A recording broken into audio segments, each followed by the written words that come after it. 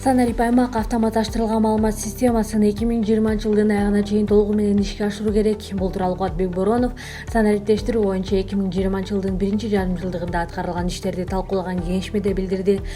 Кыргыз Республикасынын маалыматтык технологиялар жана байланыш мамлекеттик комитетинин маалыматы боюнча Санарип аймак автоматташтырылган маалымат системасына 176 айыл өкмөтү кошулду.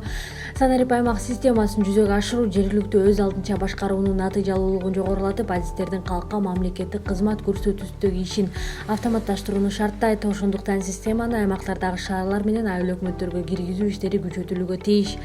Санарип аймакты жүзөгө ашыруу үчүн айыл өкмөттөр маршрутизаторлор менен ыкчам тартипте камсыздалышы шарт, деди өкмөт башчы.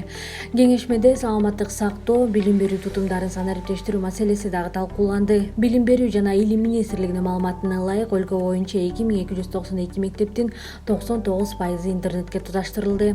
Премьер-министр мектеп окуучулары пандемияга байланыштуу аралыктан окуусун эске алганда, аймактарда интернеттин жеткиликтүүлүгүнө жана сапатына өзгөчө көңүл буруу керектигин белгиледи. Окуу жылы башталганда айылдарда интернет жок деген маселе жаралбашы керек. Бул боюнча тийиштүү мамлекеттик органдар ишти күчөтүлгөн тартипте жүргүзүүсү абзел. Мектептерди сапаттуу, жогорку ылдамдыктагы интернет менен камсыздоо боюнча иштер күчөтүлсүн. Ал эми саламаттык сактоо тутумунда санариптештирүү боюнча бир катар алгылыктуу иштер жасалды.